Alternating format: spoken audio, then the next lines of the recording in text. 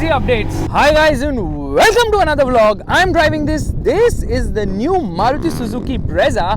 But before we reach this car, let me show you this awesome car perfume from Involve Your Senses. This is the Involve Gel Atlantis, which is a fruity, watery, aqua fresh, soothing fragrance. In fact, it gets dry fresh technology which ensures that it lasts long, easily 45 days. Now, this is the Maruti Brezza right in front of me. It no longer has the Vitara name to it. Let's do one thing, let's unlock the car. As soon as I unlock the car, yeah, it makes this sound, and the outside rear view mirrors are supposed to open, but that will happen once I start the car. But the mirrors automatically close when I lock the car. Now look at this, okay? The rear door does not open, other doors do not open. You have to press it again, the key, to unlock all the other doors. When you press it once, only the driver door opens, and there's a request sensor here. There's a request sensor on the other side as well. Now the reason we are getting into this car straight away is because I'm going to turn it on, and when I do that, okay, there you can see, this will pop out. The heads up display will also pop out. So the thing is, the outside rear view mirrors will open as soon as I turn on the car. There it says Suzuki. Here the Suzuki logo obviously comes, and it's taking a bit of a time to turn on, so I don't know why the delay is there. We're going to turn on the lights. We're going to turn on the fog lights. Beam. Give me beans. Oh ho ho, the car is asking for beans itself. That's kind of amazing. And check this out, okay? Handbrake down, and I'm going to drive the car a little ahead. Please fasten your seatbelt. I'm going to keep the door open and drive a little further. Don't do all this, but just to show you that. Please fasten your seatbelt. Actually, it tells me door Please open. check in. Yeah. So all this is also there. So, you know, with voice, it tells me about warning alerts and all. There you can see when a door is open, you can see that as well. And when I turn off the car, there I've turned it off. The heads up display obviously goes inside. So you're just going to keep the car on for a moment. And I'm also going to open the hood of the vehicle. We're going to turn on the hazard lights. So, okay, there it shows me that the hood is open in the instrument cluster. That's also quite nice. Okay, this is the awesome car perfume. Now, what I'm going to do is I'm going to open it. It's very easy. With one hand, I'm doing it. Okay, here. Welcome, And beam. Give me beans. I will give you beans. You have to wait a bit for it. And then I just need to push it like this. Pull it out, and all this with one hand. Look at this amazing blue colored car perfume. Doesn't it look awesome? Now with one hand, things are a little difficult, but here we are. Now the best thing about this car perfume is it does not leak at all. It's very easy to regulate, and then it slots perfectly here in the cup holder as well. So the Brezza gets a lot of changes, and there are people who are making a lot of noise there. Actually, they're doing stunts on a motorcycle.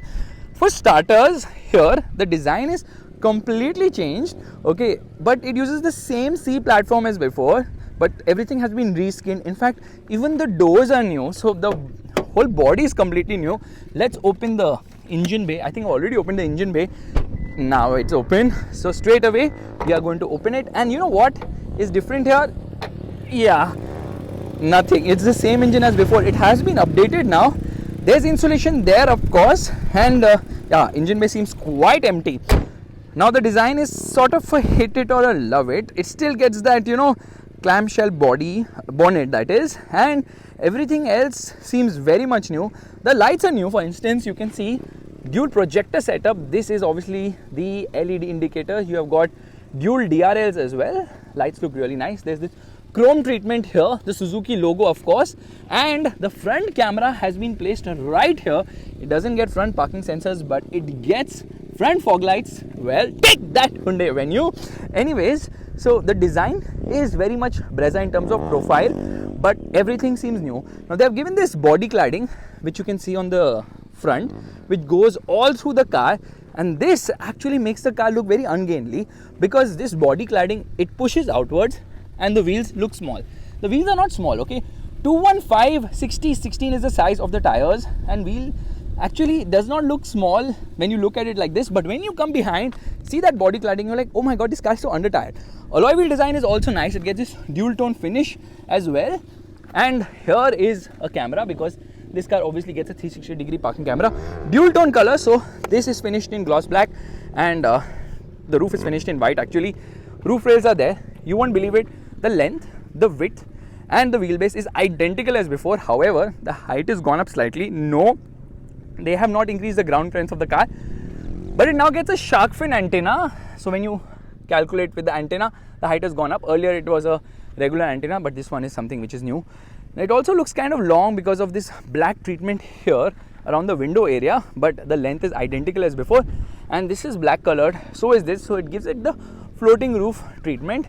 Meanwhile, these roof rails, they kind of feel functional, but look at the flex because of soft suspension. I kid you not, the car is moving because it's light, and obviously the suspension is on the softer side as well. Now coming to the rear, there are parking sensors of course, and bumper is finished in black plastic here. Okay, so that is, say, cost cutting, but that is to reduce the visual bulk. Again, you have this fake skid plate treatment, Faisal Khan's fingers of truth. Searching for the exhaust, there is the exhaust of the vehicle, and you can see the underbody well concealed. There's a dog here.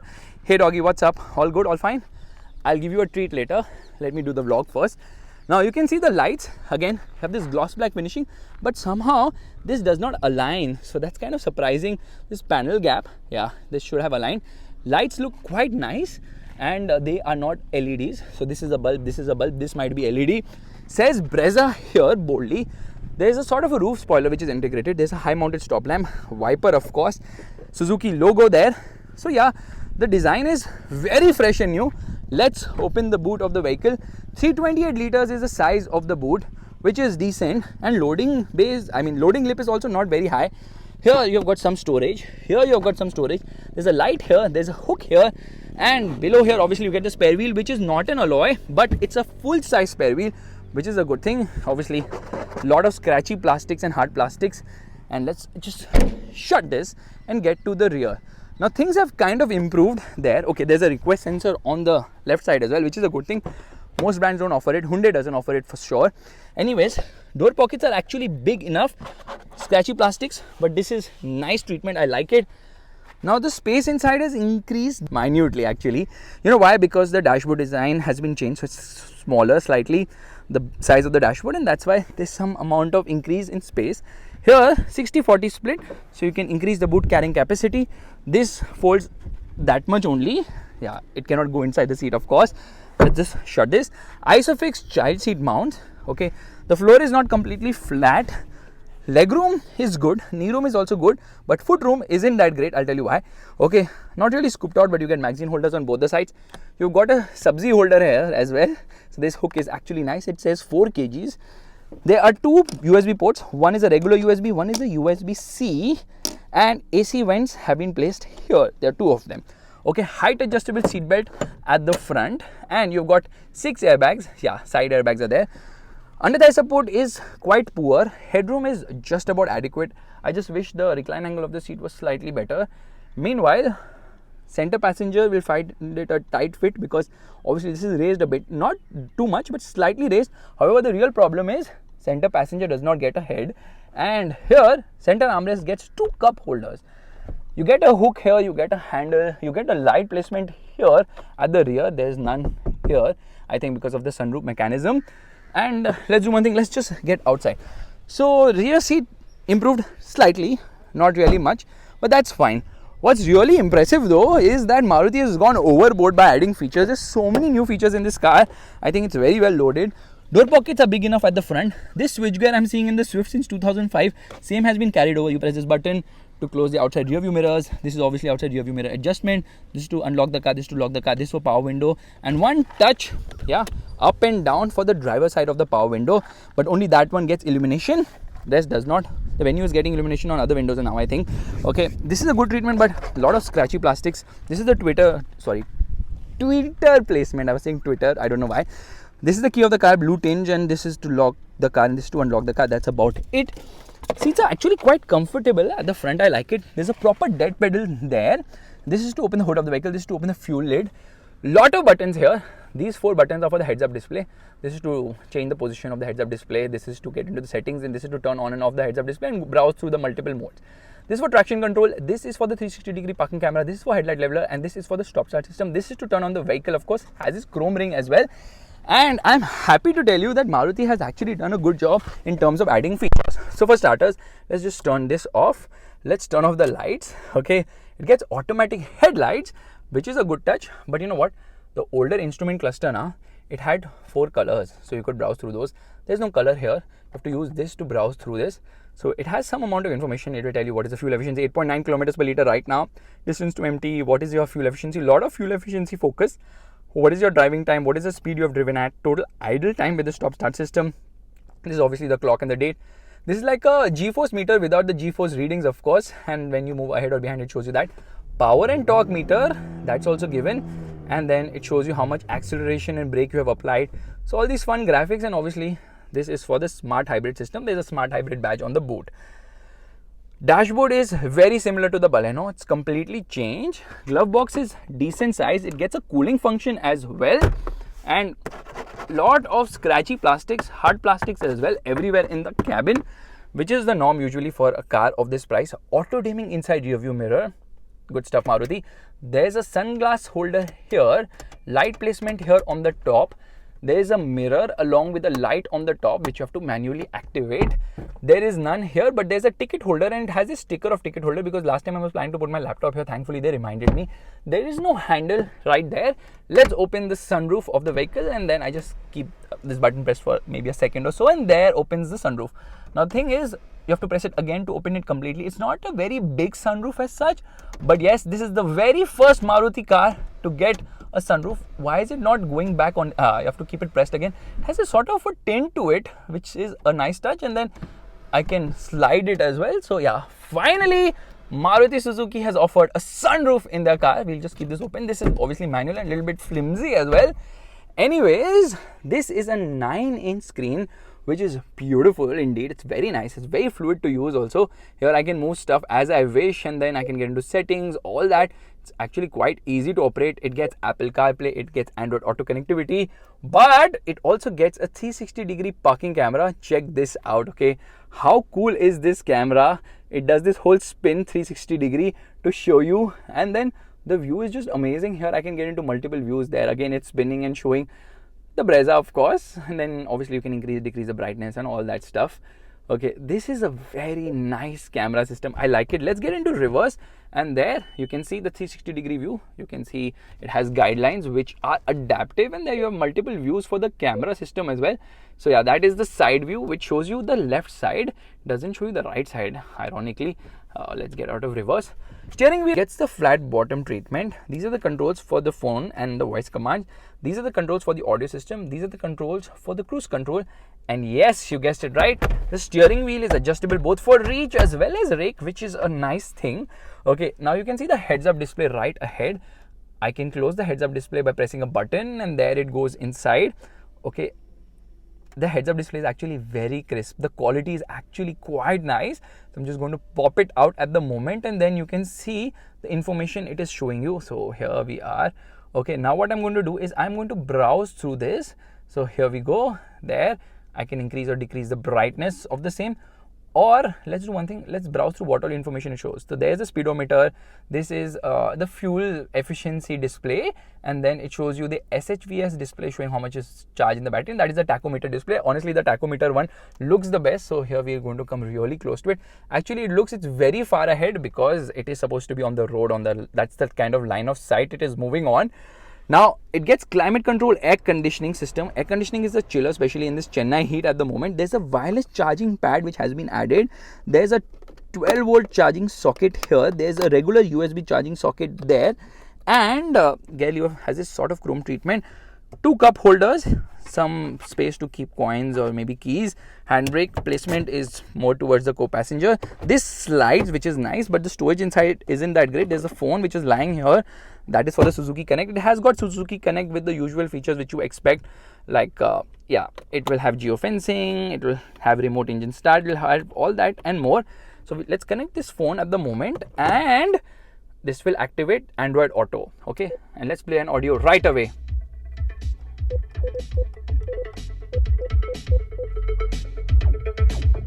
Audio quality is actually very nice and impressive. You know what? It uses Archimedes speakers or something of that sort. It doesn't have any branding as such, but I think it uses Archimedes speakers. And this screen is very fluid. So Suzuki is doing a great job with its screens. No denying that fact. Okay, let's use the wipers right away. There you see there's good amount of spray on offer. And let's do one thing. Let's use the rear wipers as well since we are on it. So yeah, that is also quite nice. The amount of spray which comes on that too. Overall quality of the cabin is good enough. Only thing is a lot of hard plastics here and there, but this car is loaded with so many features, which is really hugely impressive. But you know, do these features make up for the drive experience? Well, let's do one thing. Let's start driving, and you can see it has this sort of piano black finishing around as well. In fact, I'm already behind on the screen, so it tells you energy flow, it tells you what's your fuel economy, and all that information is also given right there. But honestly, I like the way it greets me all the time whenever I turn on the car. Let's do one thing. Let's start driving right away. Alright, we're all set to go, which means first and foremost we turn off the air conditioning. I changed the cluster mode because I want to see the SHVS system functioning there, and there it is. I'm also going to change the heads up display to show you the tachometer, and we are going to get into vehicle information right away. By the way, traction control off. I press this button for 3 seconds, 1, 2 and 3, and there turns off traction control as well. Handbrake down into first gear. Okay, I'm going to turn on the camera system because I love the quality of the cameras. The camera quality is exceptional. I don't know why cars which cost twice the price don't have such good quality of camera, of course. And here we are. Okay, hazard light off, and we are just going to crawl ahead because you can see the camera is actually functional for some time before it obviously turns off. And yeah, it turns off very fast. It turns off at like 10 kilometers per hour. So when you're driving this car smoothly, like I am, short shifting around 2000 RPM, things are very smooth and calm. In fact, this engine is supremely refined. It's so smooth, it's so refined. Unbelievable the level of insulation which has been done, but only at lower speeds. As you increase the speed, the engine like this, okay, the engine becomes vocal like that, and the suspension also makes quite a lot of noise. So road noise is there, tire noise is there, suspension noise is there, engine noise is there, everything is there depending on what road you are driving. On smooth roads like this, no problemo. But yeah, insulation levels could be better. So what you're going to do, we're going to come to a halt here, hazard lights on. We are going to give it the bananas, which means here we are into first gear, revving the motor, and revs to 5000 RPM, and off we go. 6000 RPM red line, lot of wheel spin on upshift as well. In first gear, it does around 40 kilometers per hour. In second gear, it will do around 82 kilometers per hour. In third, it goes beyond 100 kilometers per hour, of course. You know, the torque overwhelms the chassis. The heads-up display was wobbling like that. Everything was going crazy because that was the level of launch which I did. But honestly, this is not a dynamic car. This is not a fun car. This is not a car you would like to push hard and fast because the engine is not that exciting here. So now we have the K15cc, stands for dual jet. The engine has been upgraded. The older engine was also the 1.5 liter unit. Same, but here you get 2 injectors per cylinder for better fuel efficiency and lesser fuel consumption. The result is fuel efficiency is slightly improved. Obviously, the SHVS system also comes into play, or smart hybrid like Maruti likes to call it now, which basically has a battery which assists the engine with torque assist, and it also has regenerative braking. It also has stop start system. It's a micro hybrid, you can say, and it just helps in improving the efficiency. Doesn't really help in the performance because low end is not that great. So I was expecting that torque assist to help in lower down of the rev range because obviously battery gives full boost at lower revs or 0 RPM, but here none of that happens, so you can't feel that grunt as such. Mid range is fine, kind of still flat, so linear performance but not exciting enough. And redline comes very soon at 6000 RPM, slightly more than 6000 RPM. 6200 RPM is what you can say. I'm in 5th gear right now, and at 100 kilometers per hour the tachometer is ticking slightly below 3000 RPM, 2870 RPM to be precise. Honestly, this car needs a 6-speed gearbox. I don't know why they have not given the car the same. Now what you're going to do is we are going to do the brake test. Nurain, are you ready? She's wearing a lap belt because you don't have a proper seat belt at the rear. Hazard lights on, and here we go. Quite a lot of nosedive under heavy braking and some amount of judder as well. Okay, into first gear, revving the motor, hazard lights off. Okay, we are going to change this to have the power and torque meter. I'm revving the motor since quite some time, but yeah, it's a Japanese engine, so won't be a problem. Yeah. The suspension is really very soft. It's so soft a suspension now that you can feel the movement under heavy braking. You can feel the softness. You can see the body roll. Check this out, okay?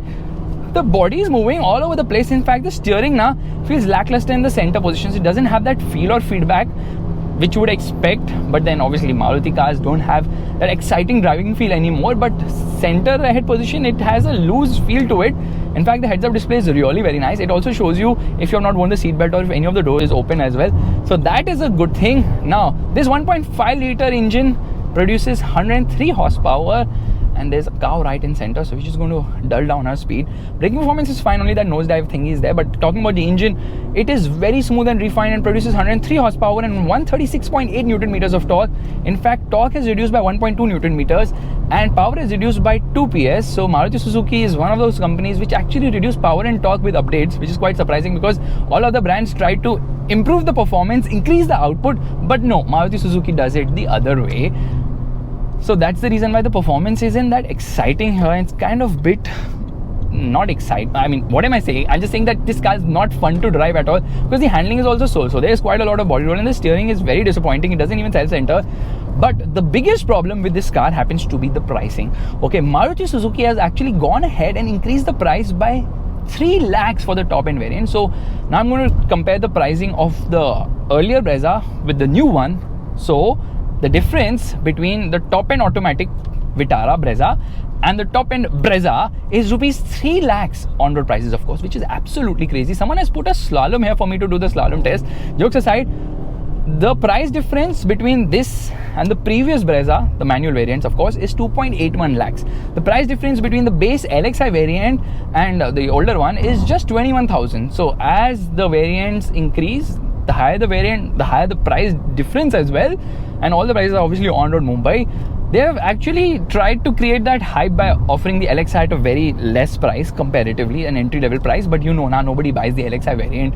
But I'm quite baffled. The Brezza is the most expensive car in the segment. There's no car in the segment whose petrol-powered engine, or rather petrol-powered compact SUV, is priced at this level of cost. Because it's just too expensive, like absolutely crazy. This one costs 14.81 lakhs. Okay, the top end automatic costs 16.5 lakhs on road Mumbai. 16.5 lakhs for a Maruti Brezza, really? And obviously on road prices. Even the Kia Sonet with a diesel engine and an automatic transmission and ventilated seats cost lesser than this. Only I think the Nexon's higher end variants cost slightly more. And this is a plain basic naturally aspirated 1.5 litre engine.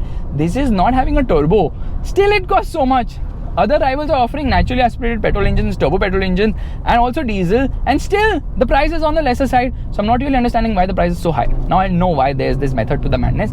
For starters, Maruti is not able to comply with small car tax norms because although this is sub 4 meter in terms of size, it still is actually using a bigger engine because the engine capacity has to be below 1.2 liters.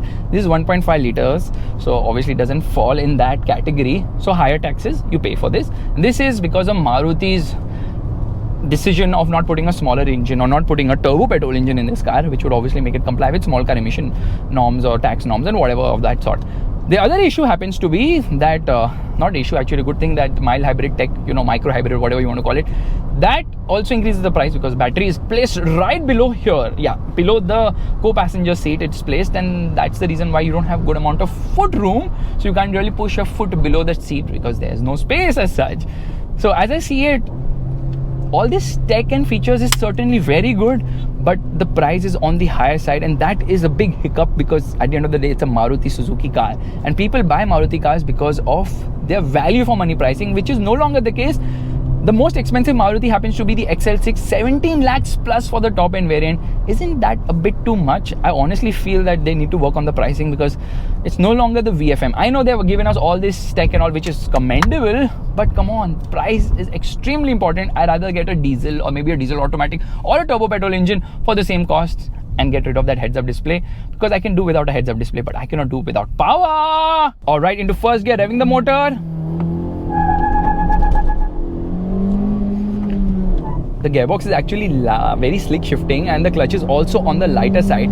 So the price range of this car is 9.39 lakhs to 16.56 lakhs, and there are 13 variants on offer. This is the second generation of the Brezza, which is still based on the C platform, and the last generation model got 4 stars in global NCAP rating. So this one should also fare very well, plus it's got 6 airbags as well. So yeah, it is robust enough. They call it the tech platform now, I think. It's not the hard tech. So yes, in terms of safety, it should fare well. But overall, very nice, comfortable car, and you have the assurance of Maruti's super wide sales and service network as well. The only thing is, will people pay that premium for a Maruti car just because Maruti is not able to get into that lower tax bracket. I don't think so. I honestly feel the price should have been more aggressive. And then comes the biggest issue with this car, which I will show you right away. Okay, we are here at a U-turn. Check this out. Okay, check the steering wheel out. Here I'm taking a U-turn and the steering just wouldn't center. It just doesn't center. Okay, yeah, that is the way the steering has been calibrated, which is kind of on the poor side. There's also 6-speed automatic as well, which in the XL6 wasn't that amazing. And honestly, it's more about comfort, ease of driving in Maruti cars now. They no longer have that soul, that fun factor. And I'm saying that because I have a diesel Brezza at home. It has an AMT gearbox. It swings all the way, but that diesel engine has the silence before the storm. It has that grunt. It has that push. The diesel Brezza was the best. And if you have one, give this video a thumbs up. Let's turn on the energy flow into first gear, revving the motor. I don't know why the chassis has this judder under heavy acceleration, and the stop start system, I've turned it off at the moment. So guys, this is my vlog of the Maruti Suzuki Brezza. If you like this vlog, make sure to give it a thumbs up. That's the like button, and also subscribe to the channel, and make sure to check out this awesome car perfume from Involve Your Senses. This is the Invol Gel Atlantis. You can actually use my coupon code FASTBEAM for a 10% discount. All you have to do is click here and get yours today. Bye bye.